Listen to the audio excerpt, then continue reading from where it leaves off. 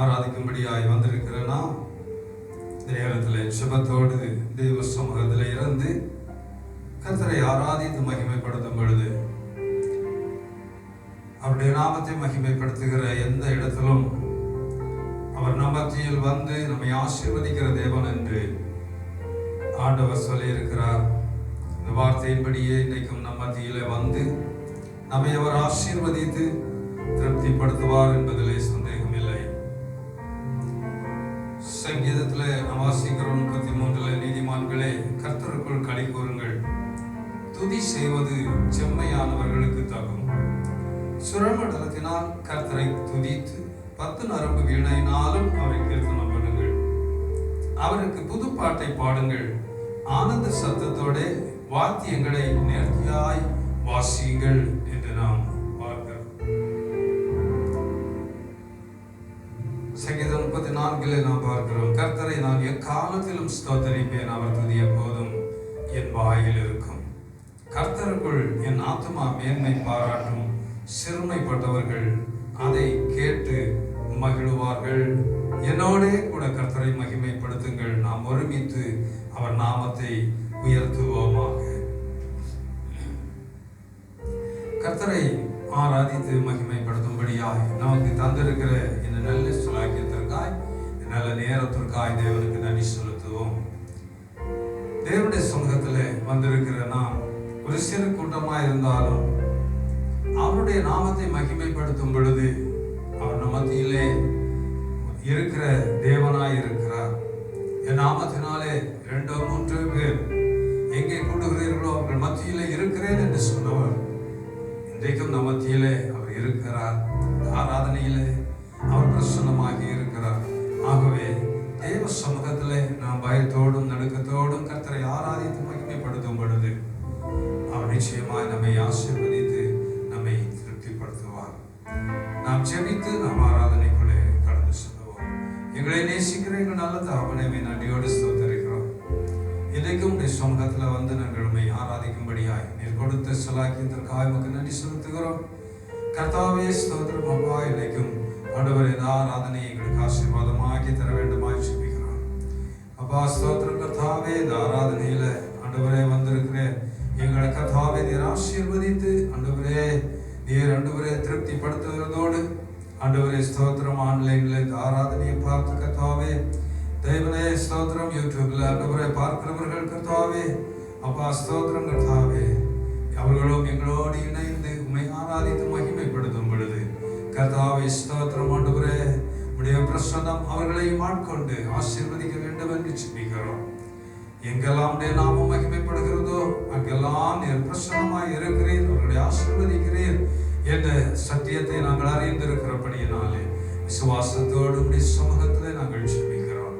ஆராதனை ஆசீர்வாதமாக்கி தாரும், வார்த்தைகளை கர்த்தர் எங்களுக்கு ஆசீர்வாதமாக்கி தாரும்.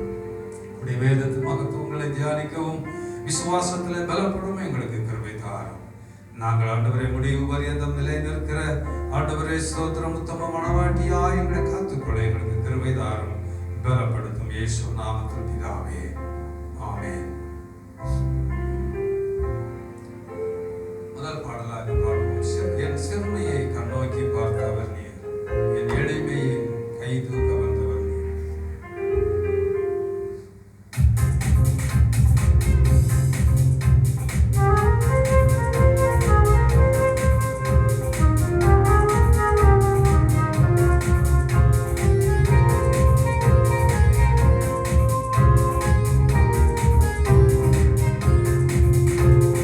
சிறுமை கண்ணோக்கி பார்த்தவர் நீர், என்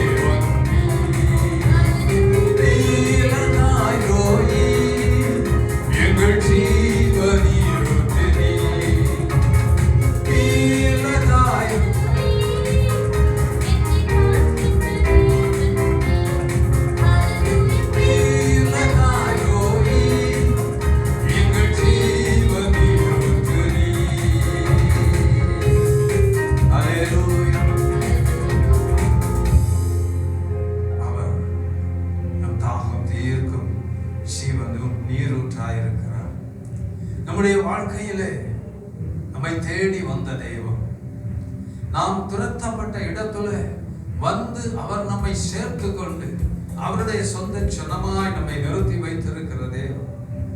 மனுஷர்கள் நம்மை தள்ளின பொழுதும் கைவிடாத நேசராய் என்றைக்கும் அவர் கரம் பிடித்திருக்கிற தேவன். அந்த நல்ல தேவன் நமக்கு ஒரு புது வாழ்வை தந்து நம்மை ஆசீர்வதித்து இருக்கிறார். என்றைக்கும் தேவ சமூகத்துல நின்று கர்த்தரை மகிமைப்படுத்தும்படியாய், தேவனுக்கு நன்றி சொல்லும்படியாய், நாம் இழந்து போகாதபடி, நாம் நிர்மூலமாகி போகாதபடிக்கு, நாம் அழிந்து போகாதபடிக்கு கர்த்தர் நம்மை பாதுகாத்து அவருடைய சமூகத்துல நிலைநிறுத்தி வைத்திருக்கிறாரே, அந்த நல்ல தேவனை நன்றியோடு நாம் ஸ்தோத்தரித்து புது வாழ்வு தந்தவரே, புது துவக்கம் எங்களுக்கு தந்தீரே, உமக்கு ஸ்தோத்திரம் என்று சொல்லுவோம்.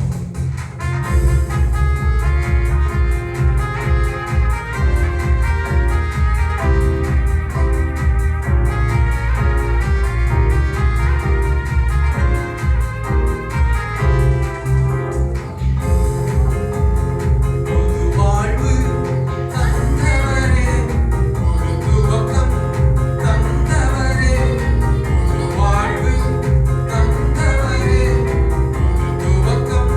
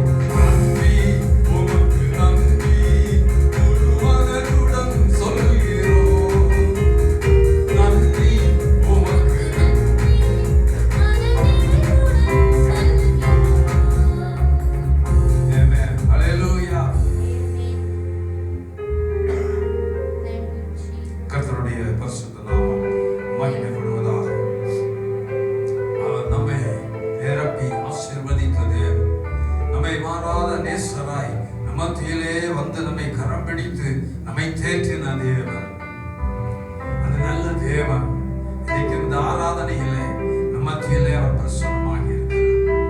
அப்படியே சமூகத்திலே நான் கேட்போம், எங்களை நிரப்பி ஆட்களுங்க ஆண்டவர், எங்களை முழுவதுமாய் நிரப்பி பயன்படுத்துங்க, உடைய வல்லமையினால நிரப்புங்க ஆண்டவரே.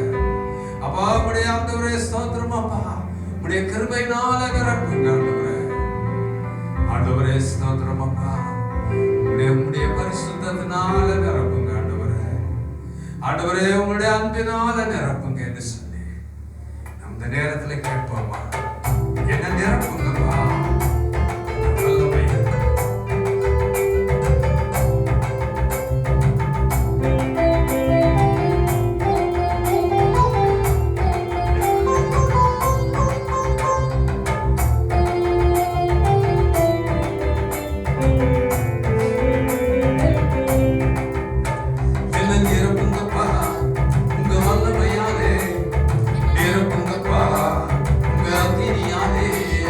Yeah.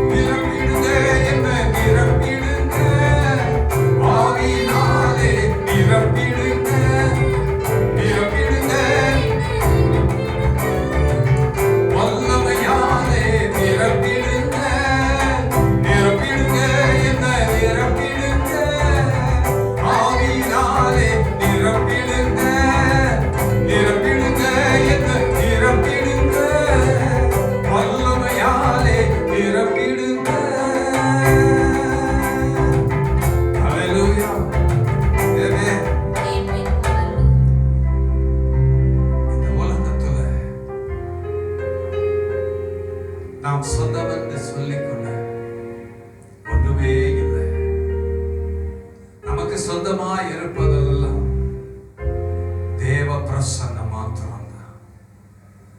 நமக்கு போதுமானதா இருக்கிறதெல்லாம் அவருடைய பிரசன்னம், அவருடைய கிருபை, அவருடைய அன்பு, அவருடைய இரக்கம், அவருடைய தயவு.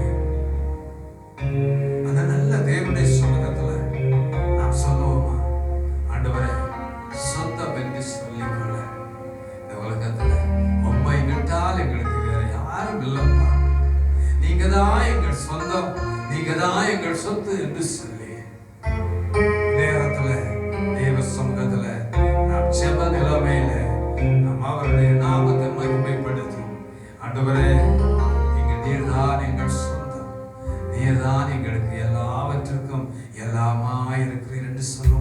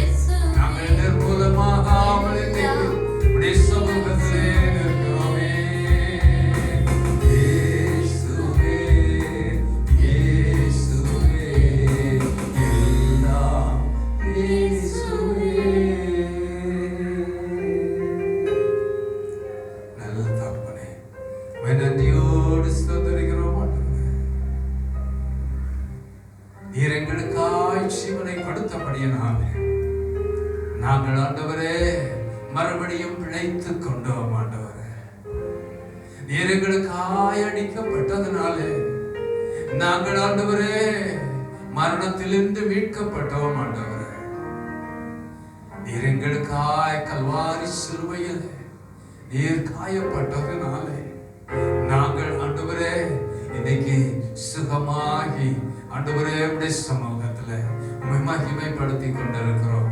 எங்களுக்கு ஒரு புது வாழ்க்கை தந்தீரே, எங்களுக்கு ஒரு புது துவக்கத்தை தந்தீரே.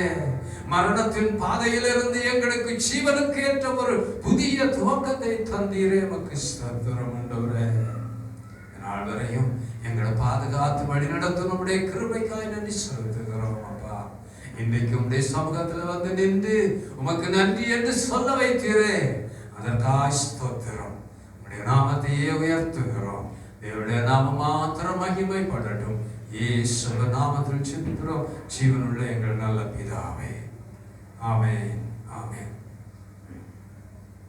மனப்பாட வசனம்.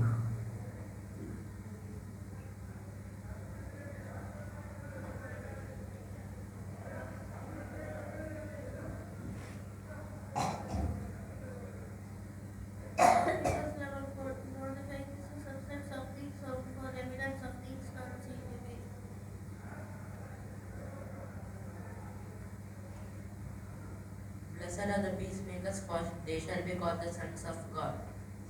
Matthew 5:9. Amen. Amen. மனப்பாட வசனம் சொல்ற பிள்ளைகளை கர்த்தர் ஆசீர்வதிப்பாராக. சங்கீதம் 141வது சங்கீதத்தை நாம் முறையே நாம் வாசிக்கலாம். Psalm 141.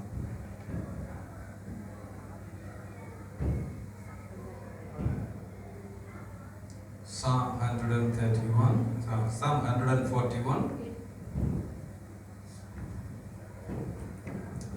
கர்த்தாவே, உம்மை நோக்கி கூப்பிடுகிறேன், என்னிடத்திற்கு வர தீவிரியும். நான் உம்மை நோக்கி கூப்பிடுகையில் என் சத்தத்திற்கு செவிகொடும்.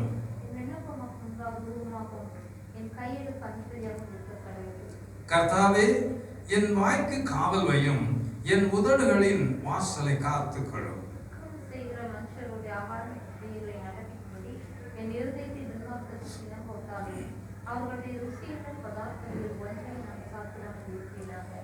நீதிமான் என்னை தயவாய் குட்டி என்னை கடிந்து கொள்ளட்டும். அது என் தலைக்கு எண்ணெயை போல் இருக்கும்.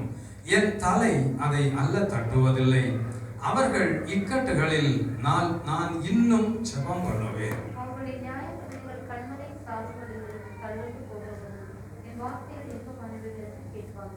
பூமியின் மேல் ஒருவன் மரத்தை வெட்டி பிளக்கிறது போல எங்கள் எலும்புகள் பிளவாத வாய்க்கு பாதாள வாய்க்கு நேராய் சிதறடிக்கப்பட்டிருக்கிறது.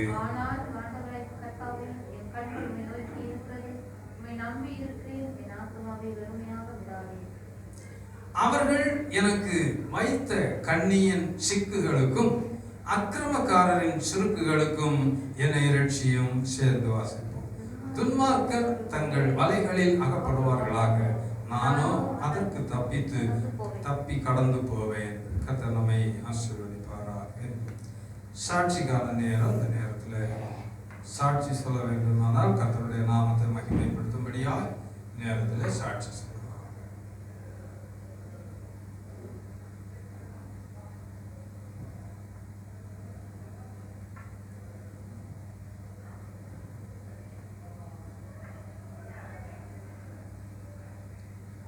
இல்லை என்றால் அந்த நேரத்தில் நாம் செபித்து நாம் என்பதாக வார்த்தையை நாம் சிந்திக்கலாம். எங்களை நேசிக்கிற எங்கள் நல்ல தகப்பனே, நன்றியோடு உம்மை ஸ்தோத்திரிக்கிறோம். இன்றைக்கும் கர்த்தாவே, நாங்களுடைய சமூகத்தில் வந்து உம்மை ஆராதித்து மகிமைப்படுத்த கர்த்தாவே நீர் கொடுத்த நல்ல சுலாக்கியத்திற்காக உமக்கு நன்றி செலுத்துகிறோம். ஆண்டவரே ஸ்தோத்திரம் அப்பா. வார்த்தையை எங்களுக்கு ஆசீர்வதித்து தர வேண்டுமாய் செபிக்கிறோம். பரிசுத்த ஆவியானவர் எங்களோடு இடைப்பட வேண்டுமாய் செபிக்கிறோம். எல்லாவற்றையும் கிருபைக்குள்ளாய் உடைய ஆளுகைக்குள்ளே வைத்துக் கொள்ளும். பரிசுத்தாவியானவர் நல்ல ஆலோசனை கர்த்தராய் எங்கள் மத்தியிலே ஆண்டவரே நீர் செயல்படும். இயேசு நாமத்தில் ஜெபிக்கிறோம் நல்ல பிதாவே, ஆமென். ஆமென். ஒரு சிறப்பு பாடலோடு நம் காணிக்கை எடுத்துக்கிட்டு கர்த்தருடைய வார்த்தைக்கு நேராக நாம் கடந்து செல்வோம்.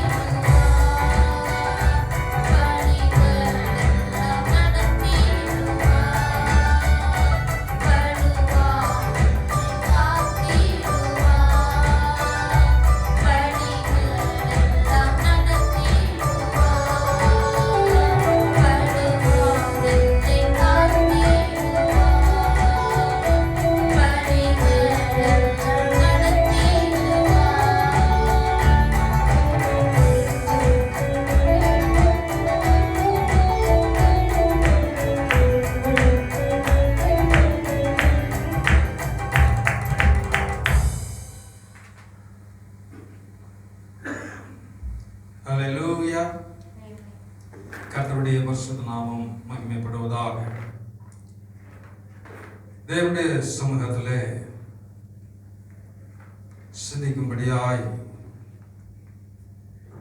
எரேமியா தீர்க்கதரிசியின் புஸ்தகம் 31வது அதிகாரத்தை அதனுடைய 4வது வசனத்தை வாசிக்கலாம்.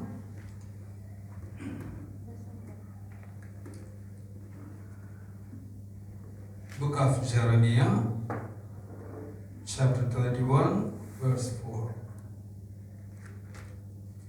இஸ்ரவேல் எனும் கன்னிகையை மறுபடியும் நீ கட்டுவிப்பேன். நீ கட்டப்படுவாய். மறுபடியும் நீ மேல வாக்கியத்தோடும் ஆடல் பாடல் செய்கிறவர்களின் களிப்புள்ள கூட்டத்தோடும் புறப்படுவாய். Amen. Hallelujah. இஸ்ரவேல் என்னும் கன்னிகையே, நீ மறுபடியும் கட்டப்படுவாய். மறுபடியும் உன்னை கட்டுவிப்பேன். நீ கட்டப்படுவாய். மறுபடியும் நீ மேள வாத்தியத்தோடும் ஆடல் பாடல் செய்கிறவரின் களிப்புள்ள கூட்டத்தோடும் புறப்படுவாய். இன்றைக்கு ஆண்டவர் சபையை பார்த்து சொல்லுகிற காரியம் இதுவாக இருக்கிறது. ஒருவேளை பல சூழ்நிலைகளினாலே சோர்ந்து போன ஒரு நிலைமையிலே நாம் காணப்படலாம். ஆனாலும் ஆண்டவர் நம்மை பார்த்து சொல்லுகிற காரியம், உன்னை மறுபடியும் நான் கட்டுவிப்பேன், நீ கட்டப்படுவாய். அல்லேலூயா, அல்லேலூயா, ஆமென். மறுபடியும் கர்த்தர் நம்மை கட்டுவிக்க வேண்டுமானால் நாம் என்ன செய்ய வேண்டும்? தேவனுடைய பலத்த கரத்துக்குள்ளே நாம் அடங்கி இருக்க வேண்டும். தேவன் நம்மை மறுபடியும் கட்டும்படியாக நாம் அவருக்கு உண்மையுள்ளவர்களாக நாம் அவருக்கு முன்பாக நாம் நிற்கும் பொழுது ஆண்டவருடைய வாக்குத்தத்தம் நம்மேல் வந்து அது நிச்சயமாக பலிக்கும். ஆகவே இந்த சபையை மறுபடியும் கர்த்தர் கட்டுவிப்பேன். இந்த சபை இன்னும் தொழிற்கும், அது இன்னும் கர்த்தருக்கு மகிமையாய் எழும்பும் என்பதிலே எந்த விதமான சந்தேகமும் இங்கே இல்லை. சங்கீதம் 145 அதிகாரத்திலே 14வது வசனம் சொல்லுகிறது, கர்த்தர் விழுகிற யாவரையும் தாங்கி மடங்கடிக்கப்பட்ட யாவரையும் தூக்கி விடுகிறார் என்று அந்த வசனத்தில் நாம் பார்க்கிறோம். அவர் விழுந்து போகிறவர்கள், விழுகிறவர்களை அப்படியே விழுந்து விட்டு விடுகிற தேவன் அல்ல. ஏதோ சூழ்நிலைகள், ஏதோ காரணங்களினால் விழுந்து போயிருக்கலாம், இழந்து போயிருக்கலாம், அல்லது ஒரு தோல்வியை சந்தித்திருக்கலாம். ஆனாலும் ஆண்டவர் அப்படியே தோற்று போக விடுகிற தேவன் அல்ல. ஆண்டவர் அப்படியே கைவிட்டு விடுகிற தேவன் அல்ல. அல்லது அது விழுந்து போனது இனி அவ்வளவுதான் என்று நினைக்கிற தேவன் அல்ல. அவர் என்ன செய்கிறார்? மடங்கடிக்கப்பட்டவர்களை அவர் என்ன செய்கிறார்? தூக்கி விடுகிற தேவன். அல்லேலூயா, அல்லேலூயா. ஆகையினாலே கர்த்தருடைய பலத்த கரத்துக்குள்ளே நாம் அடங்கி இருப்போமானால், கர்த்தருக்கு மகிமையாக கர்த்தர் நம்மிலே சந்தோஷப்படுகிற விதத்திலே, கர்த்தர் நம்மிலே அவர் சந்தோஷப்படுகிற விதத்திலே நாம் அவருடைய கரத்திற்குள்ளே அடங்கி ஜீவிப்போமானால், கர்த்தர் நிச்சயமாய் மறுபடியும் நம்மை தூக்கி நிறுத்தி மறுபடியும் நம்மை அவர் தூக்கி விடுகிற தேவனாய் இருக்கிறார் என்று வேத வசனத்திலே நாம் பார்க்கிறோம். எசேக்கியேல் 18வது அதிகாரத்துல 32வது வசனத்திலே நாம் வாசிக்கலாம். எசேக்கியேல் 18:32. எசேக்கியேல் 18:32.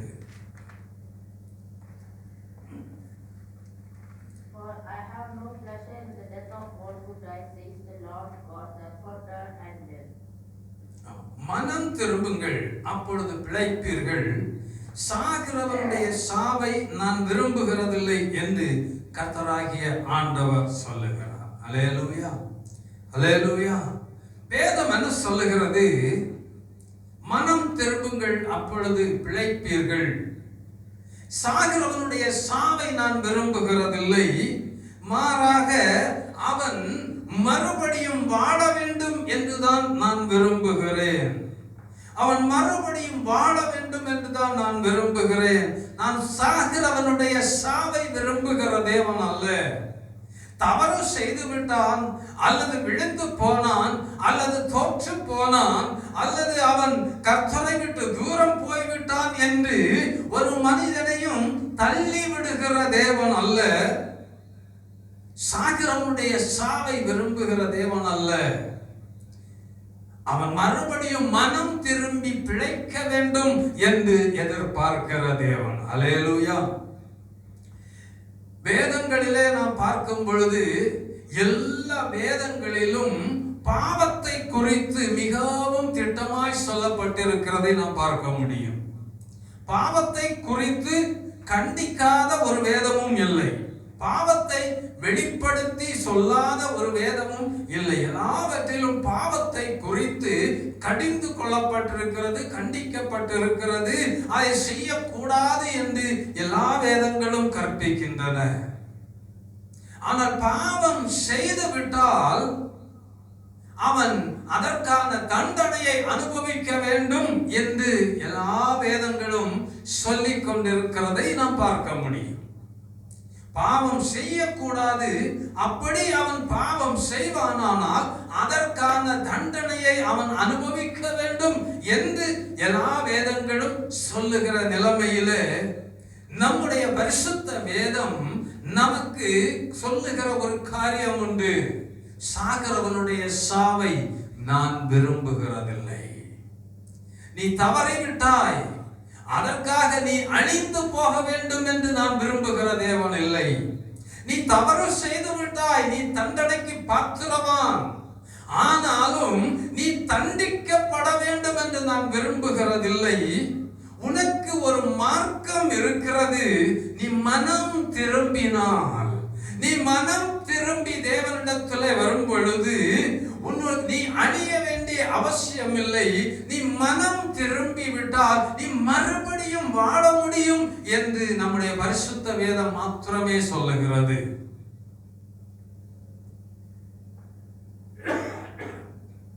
ஆண்டவர் ஒருவரையும் அழிக்கிறதற்கு வந்த தேவன் அல்ல. ஆண்டவர் யாரையும் அழித்து போடுகிறதற்காக வந்த தேவன் அல்ல. அவர் எல்லாரையும் மீட்டு ரட்சிக்க வந்த தேவன். ஆகையினாலே ஆண்டவர் சொல்லுகிறார், மனம் திரும்பி பாவத்தை விட்டு வெளியே வந்து, அக்கிரமத்தை விட்டு வெளியே வந்து, அல்லது தோல்வியின் பாதையை விட்டு நீ மனம் திரும்பி நீ ஜெயத்தின் பாதைக்கு உள்ளே வந்துவிடு. நீ தோல்வியை தழுவிக் கொண்டிருக்க வேண்டிய அவசியம் இல்லை. அதை விட்டு விட்டு ஜீவனுக்கு ஏதுவான பாதையிலே நீ வந்து விடு.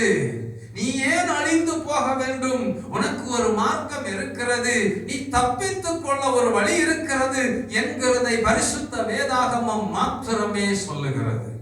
அல்லேலூயா. ஆமென். நம்முடைய ஆண்டவர் நம்மை எப்பொழுதும் அவர் பராமரிக்கிற ஒரு தேவனாய் இருக்கிறார். அவர் நம்மை தாங்கி வழி நடத்துகிற ஒரு தேவனாய் இருக்கிறார். ஏசாயா 46வது அதிகாரத்துல 4வது வசனம். ஏசாயா 46வது அதிகாரத்துல 4வது வசனம். ஐசாயா 46:4. நான் அப்படி செய்வேன், நரை வயது மட்டும் நான் உங்களை தாங்குவேன். நான் அப்படி செய்து வந்தேன், இனிமேல் நான் ஏந்துவேன், நான் சுமப்பேன், தப்புவிப்பேன். ஆமென். அல்லேலூயா. அல்லேலூயா. உங்கள் முதிர் வயது வரைக்கும் நான் அப்படி செய்வேன், நரை வயது மட்டும் நான் உங்களை தாங்குவேன். நான் அப்படி செய்து வந்தேன், இனிமேலும் நான் ஏந்துவேன், நான் தப்புவிப்பேன் என்று அங்கே சொல்லுகிறதை நாம் பார்க்கிறோம். அல்லேலூயா. ஆண்டவர் எப்பொழுதும் நம்மை சோரம் போக விட்டு விடுகிற தேவன் அல்ல. நாம் தேவனை விட்டு தூரமாய் சென்று விட்டால் கூட அவர் நம்மை பின்தொடர்ந்து வந்து நாம் மனம் திரும்ப வேண்டும் என்று நம்மை எச்சரிக்கிற தேவனாய் இருக்கிறார். அல்லேலூயா. ஆகையினாலதான் ஆண்டவர் சொல்றாரு, நீ அழிய வேண்டிய அவசியம் இல்லை, உன்னை நான் மறுபடியும் கட்டி எழுப்ப என்னால முடியும். நீ செய்ய வேண்டியதெல்லாம், நீ இருக்கிற நிலைமையை விட்டு நீ வெளியே வந்து நீ எனக்கு ஏற்றவனாய் வந்து விடு. நீ என் பாதையிலே வந்துவிடு, நீ சத்தியத்திற்குள்ளே வந்துவிடு, நீ பாவத்தை விட்டு மனம் திரும்பி வந்துவிட்டால் நான் உன்னை மறுபடியும் கட்டுவிப்பேன். நீ தோல்வியை விட்டுவிட்டு அந்த பாதையை நீ தெரிந்து கொண்ட அந்த தொற்று போன பாதையை நீ விட்டுவிட்டு நீ நான் காண்பிக்கின்ற இந்த ஜீவ மார்க்கத்தில் நீ வந்துவிட்டால் நான் உன்னை மறுபடியும் கட்டுவிப்பேன், மறுபடியும் உன்னை தாங்குவேன், உன்னை ஏத்துவேன் என்று சொல்லி நமக்கு வாக்குத்தத்தம் செய்திருக்கிற ஒரு நல்ல கர்த்தர் நம்மோடு இருக்கிறார். பிலிப்பியர் 2வது அதிகாரம் 11வது வசனம். பிலிப்பியர் 2வது அதிகாரம் 11வது வசனம். Philippians chapter 2:11. And that every tongue should confess that Jesus Christ is Lord, to the glory of God the Father. Amen. பிதாவாகிய தேவனுக்கு மகிமையாக இயேசு கிறிஸ்து கர்த்தர் என்று நாவுகள் யாவும் அறிக்கை பண்ணும்படிக்கு எல்லா நாமத்திற்கும் மேலான நாமத்தை அவருக்கு தந்தருளினார் என்று அங்கே சொல்லப்பட்டிருக்கிறது. அந்த மேலான நாமத்தை நாம் பிடித்துக் கொள்வோமானால், அந்த மேலான நாமத்தை, அந்த தொழுது ஸ்தோத்தரிக்கப்படத்தக்க அந்த மகிமைக்கு பாத்திரராயிருக்கிற அந்த இயேசு என்னும் அந்த நாமத்தை நாம் பிடித்துக் கொண்டு நாம் அவரை பற்றி பிடித்துக் கொள்வோமானால் அந்த நாமத்திலே நமக்கு விடுதலை இருக்கிறது, அந்த நாமத்திலே நமக்கு மீட்பு இருக்கிறது, அந்த நாமத்திலே நமக்கு ஜெயம் இருக்கிறது, அந்த நாமத்திலே நமக்கு உயர்வு இருக்கிறது, அந்த நாமத்திலே நமக்கு ஆசீர்வாதம் இருக்கிறது, அந்த நாமத்திலே எல்லாம் அடங்கி இருக்கிறது. ஹல்லேலூயா. ஆகவே நாம் அழிந்து போக வேண்டிய அவசியம் இல்லை. இயேசு என்னும் அந்த ஒரே நாமத்தை நாம் பிடித்துக் கொண்டு அவருடைய நாமத்தை நாம் இறுக பிடித்துக் கொள்வோமானால் அந்த நாமத்தினாலே நமக்கு எல்லாவற்றையும் அருளுகிறதற்கு ஆண்டவர் உண்மையுள்ளவராய் இருக்கிறார். ஆகையினாலே ஆண்டவர் சொன்னார், என் நாமத்தினாலே நீங்கள் எவைகளை கேட்பீர்களோ குமாரனிலே பிதா மகிமைப்படும்படி அதை நான் உங்களுக்கு செய்வேன் என்று வாக்குத்தத்தம் பண்ணி இருக்கிறார். அந்த நல்ல தேவன் இன்றைக்கும் அவர் வாக்கு மாறாதவராய் இருக்கிறார். தோல்வியின் பாதையிலே நாம் எழுந்து போனோமா, இயேசு என்னும் நாமத்தை பிடித்துக் கொண்டு இயேசுவின் நாமத்திலே எனக்கு ஜெயம் தருகிற தேவனுக்கு ஸ்தோத்திரம் என்று சொல்லுவோமானால் அவர் நமக்கு ஜெயம் கொடுக்கிற தேவனாய் இருக்கிறார். இயேசுவின் நாமத்திலே கட்டுகளை அறுக்கிற அவருடைய வல்லமையுள்ள நாமத்திற்கு ஸ்தோத்திரம் என்று நாம் சொல்லுவோமானால் அந்த இயேசு என்னும் நாமம் கட்டுகளை அறுத்து நமக்கு விடுதலையை தருகிறதற்கு அது உண்மையுள்ள நாமமாய் இருக்கிறது. இயேசு என்னும் நாமத்திலே எல்லாவற்றையும் அவர் நமக்கு கட்டளையிடுகிற தேவனாய் இருக்கிறார். ஆதியாகமம் 12ஆம் அதிகாரத்திலே 2வது வசனத்திலே ஆண்டவர் ஆபிரகாமை பார்த்து, நான் உன்னை ஆசீர்வதித்து உன் பெயரை பெருமைப்படுத்துவேன், நீ ஆசீர்வாதமாய் இருப்பாய் என்று ஆசீர்வதித்தார். அல்லேலூயா. அந்த ஆசீர்வாதத்தை நாம் சுதந்தரிக்க வேண்டுமானால் நாம் இயேசு கிறிஸ்துவை பின்பற்றி அவருடைய அடிச்சுவடுகளிலே நாம் நடக்கும் பொழுது அவர் நம்மை ஆசீர்வதிக்கிற தேவனாய் இருக்கிறார். ஆபிரகாம் தேவனுடைய வார்த்தையை கேட்டு தான் போகிற இடம் இன்னது என்று அறியாமல் கர்த்தருடைய வார்த்தையை விசுவாசித்து ஆண்டவர் சொல்லிவிட்டார் நான் போகிறேன் என்ற ஒரே நம்பிக்கையோடு அவன் புறப்பட்ட போது ஆண்டவர் அவனை ஆசீர்வதித்தது உண்மையானால் இன்றைக்கும் அந்த இயேசு என்னும் அதிகாரமுள்ள நாமத்தை பற்றி பிடித்துக் கொண்டு நாம் அவர் நமக்கு காண்பித்திருக்கிற ஜீவ மார்க்கத்திலே நாம் ஓட முடியுமானால், அந்த ஜீவ மார்க்கத்தை நாம் பிடித்துக் கொள்ள கூடுமானால் அந்த வாக்குத்தத்தம் இன்றைக்கும் நமக்கும் உரியதாய் இருக்கிறது. நான் உன்னை ஆசீர்வதிக்கவே ஆசீர்வதித்து உன் பெயரை பெருமைப்படுத்துவேன் என்று அந்த வாக்குத்தத்தம் ஆண்டவர் நமக்கு கொடுக்கிற தேவனாய் இருக்கிறார். உபாகமம் 31:8 உபாகமம் 31:8 நாம் பார்க்கிறோம், கர்த்தர் தாமே உனக்கு முன்பாக போகிறவர், அவர் உன்னோடு இருப்பார், அவர் உன்னை விட்டு விலகுவதும் இல்லை, உன்னை கைவிடுவதும் இல்லை. நீ பயப்படவும் கலங்கவும் வேண்டாம் என்று வேதம் சொல்லுகிறது. அல்லேலூயா, அல்லேலூயா. ஆண்டவர் எப்பொழுதும் அவர் நம்மோடு அவர் கடந்து வருகிற தேவன். நாம் பயப்பட வேண்டிய அவசியம் இல்லை என்று வேதம் சொல்லுகிறது. நாம் கலங்க வேண்டிய அவசியம் இல்லை என்று வேதம் சொல்லுகிறது. அவர் நமக்கு முன்பாக அவர் போகிற தேவன். கர்த்தர் நமக்கு முன்பாக போகிற தேவனாய் இருக்கும் பொழுது நமக்கு ஒருபோதும் தோல்வி இல்லை, நமக்கு ஒருபோதும் ஆபத்து இல்லை, நமக்கு ஒருபோதும் எந்த விதத்திலும் நாம் தோல்வியை காண்பதில்லை. நாம் எப்பொழுதும் ஜெயத்தை சுதந்திரிக்கிறவர்களாய் காணப்படுவோம். எப்பொழுதும் நாம தேவனுடைய நாமத்திலே அவர் நமக்கு ஜெயம் தந்து நம்மை நடத்துகிற தேவனாய் இருக்கிறார். கர்த்தர் தாமே உனக்கு முன்பாக போகிறவர். அவர் உன்னோடு இருப்பார். அவர் உன்னை விட்டு விலகுவதும் இல்லை, உன்னை கைவிடுவதும் இல்லை. அந்த ஆண்டவர் சொல்றாரு, மறுபடியும் உன்னை நான் கட்டுவிப்பேன், இன்னும் உன்னை கட்டி எடுப்ப என்னால முடியும், இன்னும் உனக்கு ஒரு புது வாழ்வை தர என்னால முடியும், இன்னும் உன்னை மேலான இடத்திற்கு, உன்னதமான ஸ்தானத்திற்கு, உன்னதமான இடங்களில் உன்னை உயர்த்தி அழகு பார்க்க என்னால முடியும். ஆகையினால நீ செய்ய வேண்டியதெல்லாம் என்னை நோக்கி என்னுடைய வழியில வந்து விடு. மனம் திரும்பி நாம் தேவனுக்கு என்று நாம் வாழ நம்மை ஒப்பு கொடுக்கும் பொழுது அவர் நம்மை ஆசீர்வதிக்கிற தேவனாய் இருக்கிறார். ஏசாயா 40:31 சொல்லுகிறது, கர்த்தருக்கு காத்திருக்கிறவர்கள் புது பலன் அடைந்து கழுகுகளை போல செட்டைகள் அடித்து அவர் எழும்புவார்கள், அவர்கள் ஓடினாலும் அவர்கள் இளைப்படையார்கள், அவர்கள் நடந்தாலும் சோர்ந்து போக மாட்டார்கள் என்று வேத வசனம் சொல்லுகிறது. அல்லேலூயா. கர்த்தர் நமக்கு ஜெயம் தருகிற தேவனாய் இருக்கிறார். அவர் நம்மை சோர்ந்து போக விடுகிற தேவன் அல்ல, அவர் நம்மை கைவிடுகிற தேவன் அல்ல, அவர் நம்மை தோற்று போக விடுகிற தேவன் அல்ல. அந்த ஆண்டவர் நம்மை பார்த்து சொல்லுகிற காரியம்தான், நான் உன்னை மறுபடியும் கட்டுவிப்பேன், உன்னை மறுபடியும் கட்டி எழுப்புவேன், நீ கட்டப்படுவாய். சங்கீதம் 103:5 சொல்லப்பட்டிருக்கிறது, நன்மையினால் உன் வாயை திருப்தியாக்குகிறார், கழுகுக்கு சமானமாய் உன் வயது திரும்ப வாழ வயது போல் ஆகிறது என்று அங்கே சொல்லப்பட்டிருக்கிறதை நாம் பார்க்கிறோம். 1 சாமுவேல் 2:8 அவர் சிறியவனை புழுதியிலிருந்து எடுத்து எளியவனை குப்பையிலிருந்து உயர்த்துகிறார், அவர்களை பிரபுக்களோடு உட்காரவும் மகிமையுள்ள சிங்காசனத்தை சுதந்திரிக்கவும் பண்ணுகிறார்.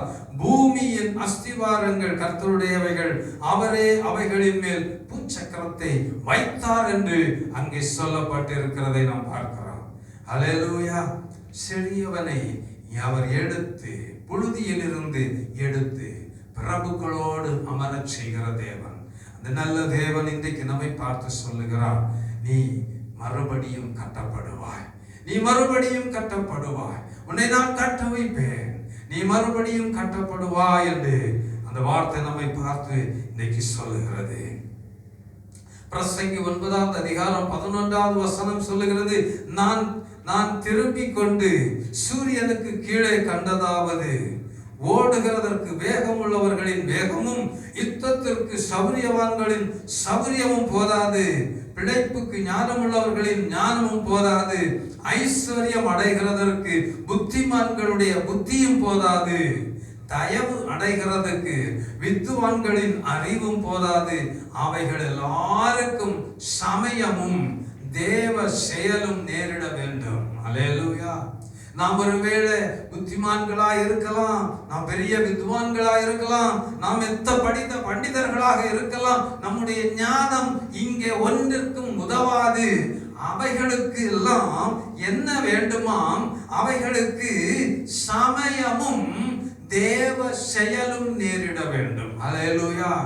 தேவ செயலும் சமயமும் வாய்க்க வேண்டும். இந்த சமயம் என்கிற என்று சொல்லும் பொழுது அது கர்த்தருடைய வேலையை குறைக்கிறது.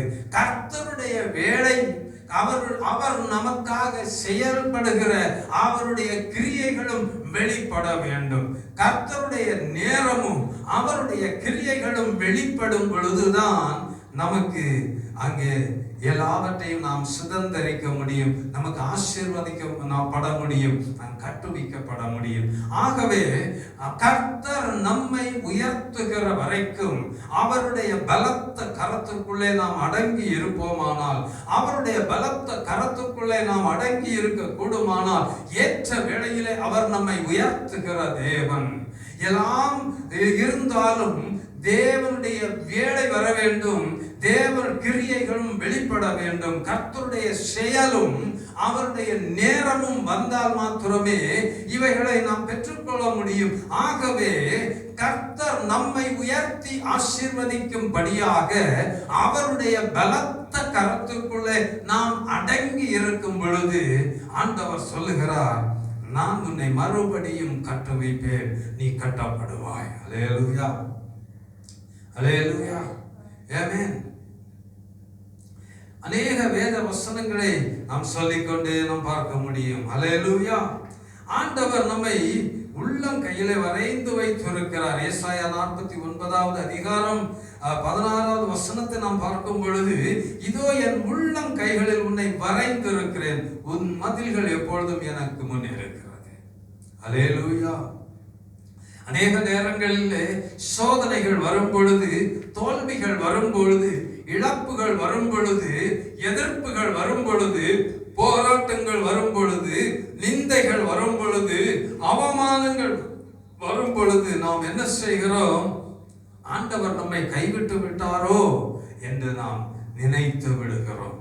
ஆனால் ஆண்டவர் சொல்றாரு, நான் உன்னை மறந்து போகவில்லை, உன்னை என் உள்ளம் கையில வரைந்து வைத்திருக்கிறேன், உன்னை என் உள்ளம் கையில வரைந்து வைத்திருக்கிறேன்.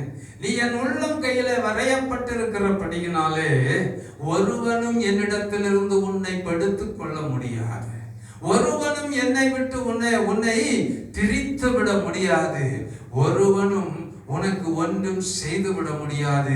ஏனென்றால் நீ என் உள்ளம் கையில வரையப்பட்டிருக்கிறாய். உன்னை என் உள்ளம் கையில வரைந்திருக்கிறபடியினாலே எப்போதும் நீ என்னுடைய பாதுகாப்பில் இருக்கிறாய் என்று வேதம் சொல்லுகிறது. அங்கே ஆமோஸ் 9வது அதிகாரம் 12வது வசனம் சொல்லுகிறது, அந்நாளிலே விழுந்து போன தாவீதின் கூடாரத்தை நான் திரும்ப எடுப்பித்து அதன் திறப்புகளை அடைத்து அதன் பழுது ஆகி போனவைகளை சீர்படுத்தி பூர்வ நாட்களில் இருந்தது போல அதை ஸ்தாபிப்பேன் என்று இதை செய்கிற கர்த்தர் சொல்லுகிறார் என்று நாம் அங்கே பார்க்கிறோம். விழுந்து போன தாவீதின் கூடாரத்தை திரும்ப கட்டுகிற தேவன். அவர் அதன் மதில்களை எல்லாம் அவர் சரி செய்து அதன் திறப்புகளை எல்லாம் அவர் அடைத்து அது முன் இருந்தது போலவே அதன் சகல மகிமையோடும் அதை பிரகாசிக்க பண்ணுகிற தேவன். அப்படியானால் அந்த ஆண்டவர் நமத்திலே இன்றைக்கு இந்த இடத்துல பிரசன்னமாகி நமக்கு சொல்லுகிற வார்த்தை, நான் உன்னை மறுபடியும் கட்டுவேன், நீ கட்டப்படுவாய். அல்லேலூயா, அல்லேலூயா, அல்லேலூயா.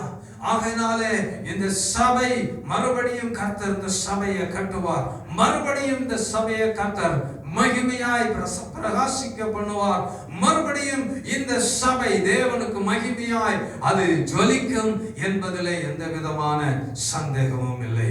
அருமையான தேவனுடைய பிள்ளைகளே, இன்னைக்கு இந்த வார்த்தையை கேட்டு கொண்டிருக்கிற நாம் நம்முடைய வாழ்க்கையில ஒருவேளை தோல்விகள் வந்திருக்கலாம், ஒருவேளை நாம் சில சூழ்நிலைகளிலே நாம் அநேக இழப்புகளுக்குள்ளே போயிருக்கலாம், ஒருவேளை நாம் மற்றவர்கள் நிந்திக்கப்படக்கூடிய ஒரு இடத்துல நாம் தள்ளப்பட்டிருக்கலாம். ஆனாலும் ஆண்டவர் சொல்லுகிறார், உன்னை என் உள்ள கையில வரைந்திருக்கிறேன், ஒருவனும் உன்னை சேதப்படுத்தி விட முடியாது, ஒருவனும் உன்னை இடத்திலிருந்து பிடுங்கி விட முடியாது. உன்னை நான் மறுபடியும் கட்டுவிக்கிற தேவனாய் இருக்கிறேன், உன்னை நான் மறுபடியும் ஆசீர்வதிக்கிற தேவனாய் இருக்கிறேன், உனக்கு மறுபடியும் ஜெயத்தை தருகிற தேவனாய் இருக்கிறேன். நீ இழந்து போனதையெல்லாம் உனக்கு நான் திரும்ப கொடுக்கிறதற்கு நான் அதில் உண்மை உள்ள தேவனாய் இருக்கிறேன். என்னுடைய வாக்குத்தத்தங்கள் ஆம் என்றும் ஆமென் என்றும் இருக்கிறபடியினாலே அந்த வாக்குத்தத்தங்களை கரங்களை பிடித்துக் கொண்டு நீ விசுவாசத்தோடு என்னுடைய பலத்த கரத்திற்குள்ளே அடங்கி இரு. ஏற்ற வேளையில உன்னை உயர்த்தி கனப்படுத்தி பிரபுக்களோடு உட்கார வைத்து உன்னை அழகு பார்க்கிற தேவன் நான் என்று ஆண்டவர் சொல்லுகிறார். அவருடைய பலத்த கரத்திற்குள்ளே அடங்கி இருப்போம். தேவனுக்கு மகிமையாய் ஜீவிக்க பிரயாசப்படுவோம். குறைகள் குற்றங்கள் இருந்தால் அவைகளை திருத்திக் கொண்டு தேவனோடு ஒப்புரவாக்கி கொள்ளுவோம். அப்பொழுது அவர் நமக்கு கொடுக்கிற வாக்குத்தத்தம், உன்னை மறுபடியும் நான் கட்டுவேன், மறுபடியும் உன்னை கட்டு வைப்பேன், நீ கட்டப்படுவாய். அல்லேலூயா, அல்லேலூயா, அல்லேலூயா. அவருடைய பலத்த கரத்திற்குள்ளே நாம் அடங்கி இருந்து தேவனுக்கு மகிமையாய் நாம் ஜீவிப்போம். கர்த்தர் நம் ஒவ்வொருவரையும் ஆசீர்வதிப்பாராக. நாம் ஜெபித்து நிறைவு செய்வோம். எங்களை நேசிக்கிற எங்கள் நல்ல தகப்பனே, நன்றியோடு ஸ்தோத்தரிக்கிறோம் ஆண்டவரே. ஸ்தோத்திரம் ஆண்டவரே, ஸ்தோத்திரம் அப்பா. ஆண்டவரே ஸ்தோத்திரம். எங்களை மறுபடியும் கட்ட வைப்பேன் என்ற ஒரு வார்த்தையை நீர் எங்களுக்கு தந்து இன்றைக்கு நீர் எங்களை தேற்றின வார்த்தைகளுக்காக எனக்கு நன்றி செலுத்துகிறேன் ஆண்டவரே. ஸ்தோத்திரம் அப்பா, ஸ்தோத்திரம். இந்த வார்த்தைகள் ஆண்டவரை இன்னைக்கு கேட்டுக்கொண்டு இருக்கிறேன் ஆண்டவரே. உடைய பிள்ளைகள் கர்த்தாவே ஆண்டவரே ஸ்தோத்திரம். யூடியூப்ல இந்த வார்த்தைகளை கேட்கிறவங்களுடைய சொன்னான், ஒருவேளை கர்த்தாவே இழப்புகளின் மத்தியிலே காணப்படலாம், சோர்வுகளின் மத்தியிலே காணப்படலாம், நான் தோற்று போனேனே என்று அங்கலாய்த்து கொண்டு இருக்கலாம், அல்லது நான் தவறு செய்து விட்டேனே, எனக்கு நான் என்ன செய்வேன், நான் எப்படி இனி ஆண்டவருடைய முகத்தை நான் பார்ப்பேன் என்று வெட்கத்தோடு இருக்கிறவர்கள் ஒருவேளை இந்த செய்தியை கேட்டுக்கொண்டு இருக்கலாம். அல்லது நான் பலவிதமான நெருக்கங்களிலே சிக்கொண்டு கிடக்கிறேனே, யார் என்னை விடுவிப்பார் என்று ஏக்கத்தோடு இருக்கிறவர்கள் இந்த செய்தியை அவர்கள் கேட்டுக்கொண்டு இருக்கலாம். ஆண்டவரே ஸ்தோத்திரம் அப்பா. இந்த வார்த்தை அவர்களுக்குள்ளே கடந்து செல்லும் பொழுது, இந்த வார்த்தை அவர்களுடைய செவிகளை சென்று எட்டும் பொழுது, அவருடைய வாழ்க்கையில் ஒரு அற்புதத்தை கர்த்தர் செய்ய வேண்டுமா நான் செபிக்கிறேன். இந்த வார்த்தை அவர்கள் கேட்டு ஆண்டவரே தேவனே உம்முடைய முகத்தை அவர்கள் நோக்கி பார்க்கும் பொழுது, அவர்கள் அவரை நோக்கி பார்த்து பிரகாசம் அடைந்தார்கள், அவருடைய முகங்கள் வெட்கப்படவில்லை என்ற வாக்குத்தத்தத்தின்படியே ஜனம் ஆசீர்வதிக்கப்படட்டும், விடுதலையாக்கப்படட்டும். விடுதலையாயிருந்து அவர்கள் விடுதலை பெற்று கர்த்தாவே தேவனுக்கு மகிமையாய் ஜீவிக்கிறவர்களாய் எழும்பட்டும். மறுபடியும் அவர்களை கட்டுவிப்பீராக. அவர்கள் கட்டப்பட்டு அவர்கள் ஆண்டவரே ஜலிக்கட்டும். ஆண்டவரே முன்னிருந்த மகிமையை பார்க்கலும் அவர்களுக்கு மேலான மகிமையை கொடுத்து அவர்களை ஆசீர்வதித்து உயர்த்துகிற தேவன் நீர் என்பதை ஆண்டவரே ஒவ்வொருடைய வாழ்க்கையிலும் நீர் நிறைவேற்ற வேண்டுமா ஜெபிக்கிறேன். உடைய கிருபையும் உடைய ஆளுகையும் ஒவ்வொருவர் மேலும் வெளிப்படட்டும். இயேசு நாமத்தில் ஜெபிக்கிறேன் ஜீவனுள்ள நல்ல பிதாவே, ஆமென். என் ஆத்துமாவே கர்த்தரை ஸ்தோத்திரி, என் முழுமே பரிசுநாமத்தை ஸ்தோத்திரி. என் ஆத்துமாவே கர்த்தரை ஸ்தோத்திரி, கர்த்தர் செய்த சகல உபகாரங்களை மறவாதே. ஆமென். நம்முடைய கர்த்தராகிய இயேசு கிறிஸ்துவின் கிருபையும் பிதாவாகிய தேவனுடைய அன்பும் பரிசுத்த ஆவியானவருடைய ஐக்கியமும் சிநேகமும் கர்த்தராகிய கிறிஸ்துவின் வருகை பரியந்தம் நம் அனைவரோடும் இருப்பதாக. ஆமென், ஆமென், ஆமென். அல்லேலூயா, அல்லேலூயா, அல்லேலூயா. ஆமென்.